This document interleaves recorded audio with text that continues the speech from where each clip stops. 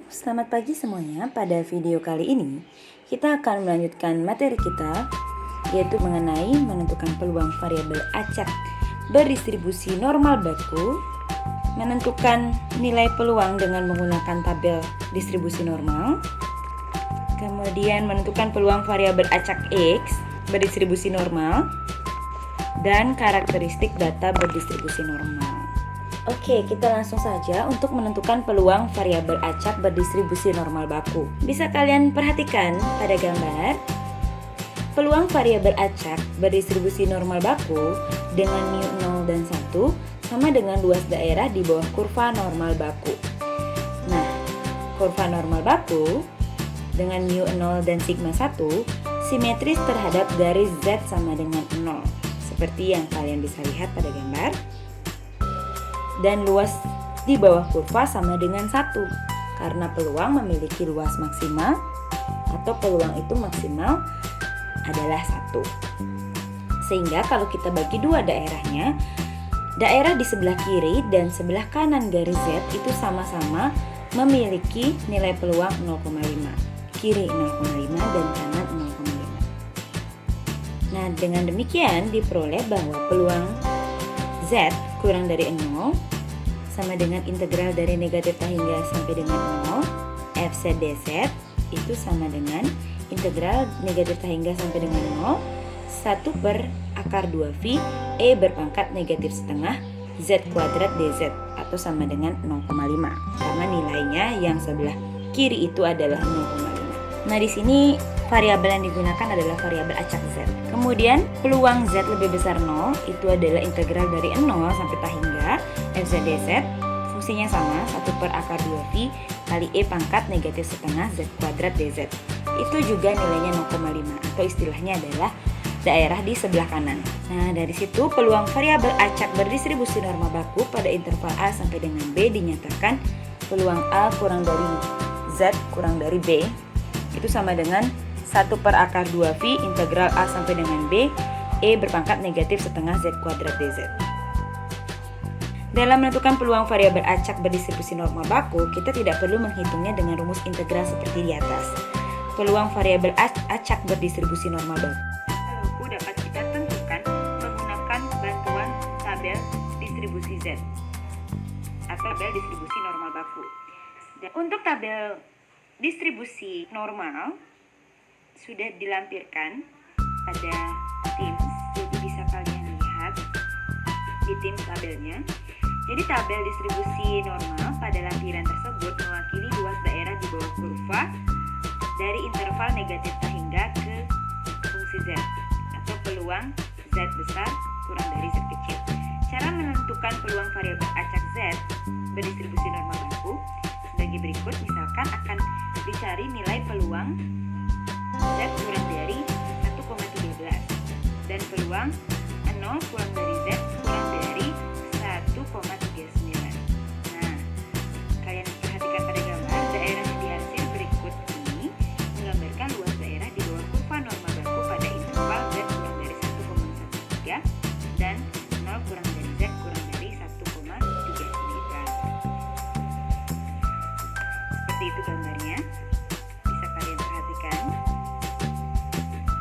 Nah, untuk gambar yang pertama, luas daerahnya dapat dicari dengan cara berikut.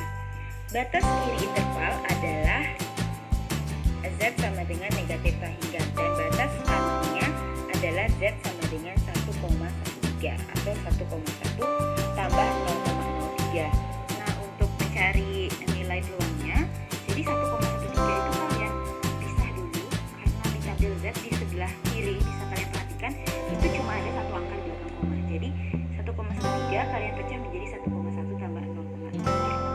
1,1-nya bisa kalian cek di sebelah kiri dan 0,03-nya kalian cek pada daerah yang di atas. Kalian lihat titik pertemuannya seperti yang sudah terlampir pada gambar berikut ini. 1,1 sebelah kiri dan 0,03 dari atas. Dia akan mendapatkan titik pertemuan itu adalah 0,8758. Nah, itulah nilai peluang dari Z kurang dari 1,3. 0,8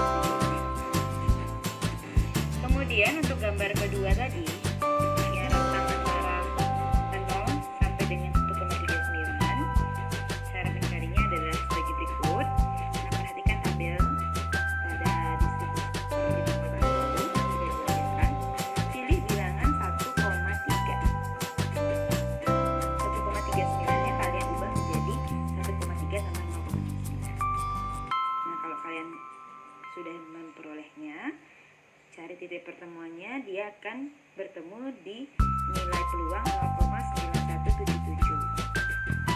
Nah, kalian harus hati-hati nih.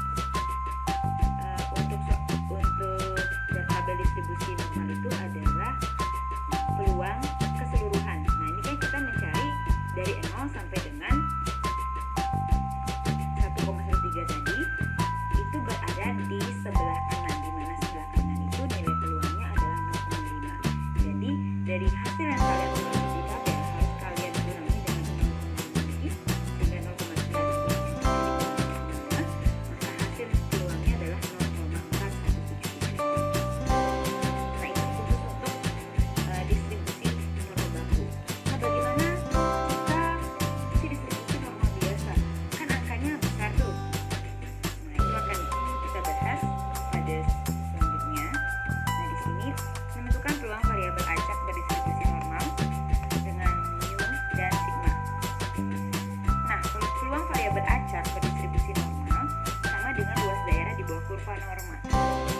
Luas daerah di bawah kurva normal dapat ditentukan dengan cara mentransformasikan variabel acak berdistribusi normal yang kalian peroleh menjadi variabel acak berdistribusi normal baku.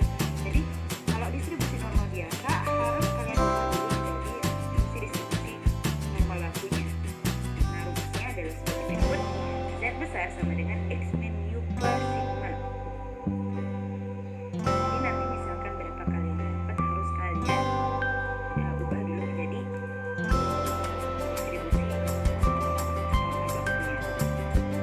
Dan jika variabel acak X berdistribusi normal kita, maka peluang X besar kurang dari X kecil sama dengan peluang Z kurang dari X min mu per sigma. Jadi nanti kalau misalkan soalnya X kurang dari 30 kan, berarti kalian harus cari dulu 30 kurang berapa mu-nya soal per sigma-nya di soal. Jadi itu yang bisa kalian cari pada tabel. Jadi kan nilai pada tabel mungkin lebih dari atau tidak mungkin puluhan kan. Jadi kalian harus transformasikan dulu ke fungsi distribusi normal bakunya. Begitu juga dengan rentang dari A kurang dari X kurang dari B, itu kalian ubah dulu menjadi A kurang mu per sigma kurang dari Z kurang dari B min mu per sigma. Untuk penjelasan lebih lanjut nanti kita bahas pada akhir dalam mengerjakan contoh soal. Yang selanjutnya adalah karakteristik data berdistribusi normal. Untuk mengetahui suatu data berdistribusi normal dapat dilakukan dengan cara sederhana berikut. Yang pertama, menyusun data menjadi tabel distribusi frekuensi. Jadi kalian ubah dulu suatu tabel menjadi tabel data distribusi frekuensi, kemudian menentukan frekuensi relatif data. Menentukan frekuensi relatif data dapat menggunakan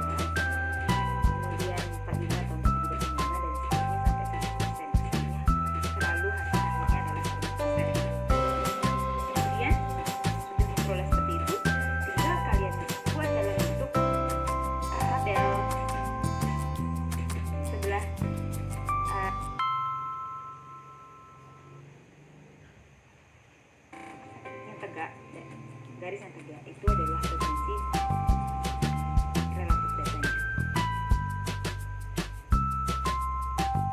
Jadi dari 0 sampai 100%. Kemudian yang di bawah itu adalah rentang tinggi badannya. Jadi bisa kalian tulis seperti itu. Dari 0, 15, 30, 45, dan seterusnya. Nah, jika kalian lihat, kita tidak garis lurusnya ya, tapi menyerupai garis lurus. Jadi kalau kita titiknya dia akan menyerupai garis lurus. Kalau tidak sempurna. Nah, jika hanya menyerupai saja, bisa dikatakan bahwa data tersebut bukan berfungsi. Jadi kesimpulannya dari gambar, melihat grafik menyerupai garis lurus, dapat disimpulkan data tinggi badan 40 siswa tersebut berdistribusi normal. Nah, itulah tadi cara untuk menentukan apakah suatu data itu berdistribusi normal atau tidak.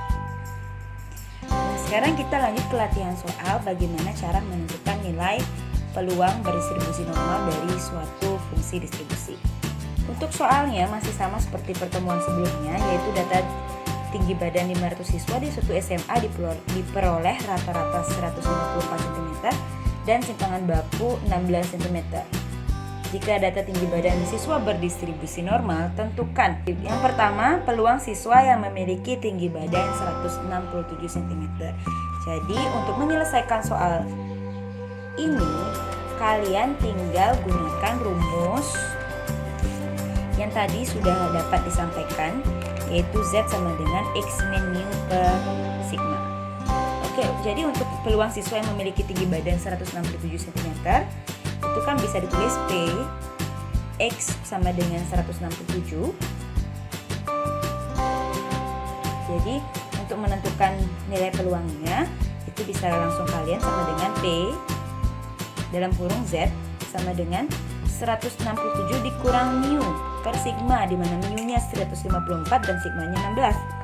Dan kalian peroleh 13/16 atau 0,8125. Sekarang untuk mencari nilainya, kalian perhatikan tabel distribusi normal berikut ini. Jika pada tabel distribusi normal, untuk mencari nilai dari peluang Z sama dengan 0,8125, itu kan 125 itu berada di antara 0,82 dan 0,81. Jadi boleh kalian tulis peluang dari Z kurang dari 0,82 dan peluang Z kurang dari 0,81. Karena ini sama dengan, jadi kalian kan tidak pasti gitu nilainya. Jadi kalian harus cari dia berada di antara siapa dan siapa. Nah, kan 0,82 dan 0,81. Jika kalian cari 0,82 itu dipecah menjadi 0,8 dan 0,02, kalian cari titik pertemuannya akan memperoleh 0,79.9 dan 0,81 itu adalah 0,8 dan 0,51, diperoleh 0,7919. Sehingga jika kalian kurangkan maka hasilnya adalah 0,0029. Jadi itulah peluangnya. Bagaimana jika disuruh mencari banyaknya siswa yang memiliki tinggi badan 167? Tadi kan peluangnya. Sekarang kita disuruh menentukan berapa banyak sih siswa yang memiliki tinggi 167. Dari situ kalian bisa gunakan, misalkan nilainya itu adalah T sama dengan peluang X sama dengan 167 dikali banyaknya siswa. Jadi banyaknya siswa yang melakukan survei adalah 500. Tinggal kalian kalikan hasil dari nilai peluang tadi yang 0,0029 kali 500, kalian akan memperoleh 1,45. Jadi kita bulatkan ke bawah, 1,45 itu sama dengan 1. Jadi siswa yang memiliki tinggi badan 167 cm ada 1 orang. Jadi seperti itu. Kemudian selanjutnya soal nomor 2 adalah banyaknya siswa yang memiliki tinggi badan lebih dari 166 cm. Oke. Kalau kita perhatikan, berarti kan peluang X lebih besar dari 166. Kita kita nulisnya sama dengan peluang Z lebih besar dari 166 kurang mu per sigma. Mu-nya diganti 154, sigmanya diganti 16, diperoleh Z lebih besar dari 0,75. Nah ingat, ini lebih besar. Di rumus fungsi distribusi kumulatif yang digunakan adalah kurang dari, sehingga kita harus ubah dulu menjadi 1 kurang peluang Z kurang dari 0,75. Jika kita cari pada tabel distribusi normal baku, diperoleh 0,75 itu adalah 0,7 dan 0,05. Titik pertemuannya adalah 0,7734. Jadi 1 dikurangi 0,7734 adalah 0,2266. Nah, sama seperti yang tadi, kalau misalkan ditanya banyaknya siswa yang memiliki tinggi lebih besar dari 166 itu bagaimana caranya? Sama seperti yang tadi, tinggal peluangnya kalian kalikan dengan 500. Jadi 0,2266 kali 500 itu adalah 113,3333. Kalian bulatkan ke bawah menjadi 113. Jadi dapat disimpulkan bahwa siswa yang memiliki tinggi badan lebih dari 166 cm ada sebanyak 113 orang. Dan yang terakhir yang C, peluang siswa yang memiliki tinggi badan antara 150 cm dan 162 cm. Sudah kalian kerjakan juga pada kuis sebelumnya, bahwa itu kalau kita bentuk fungsi peluangnya menjadi peluang 150 kurang X kurang dari 162. Untuk penyelesaiannya otomatis mengikuti, jadi peluang 150 kurang mu per sigma kurang dari Z kurang dari 162 kurang mu per sigma. Mu sama sigmanya diganti, akan menghasilkan jawaban akhir negatif 0,25 kurang dari Z kurang dari 0,5. Untuk menentukan nilainya pada tabel, perhatikan nilai peluang Z kurang dari 0,5 dan peluang Z kurang dari negatif 0,2. Perhatikan tabel berikut ini. Jadi negatif 0,25 itu adalah negatif 0,2 dan 0,5. Jadi negatif 0,2 dicari pertemuannya dengan 0,5 memperoleh 0,4013.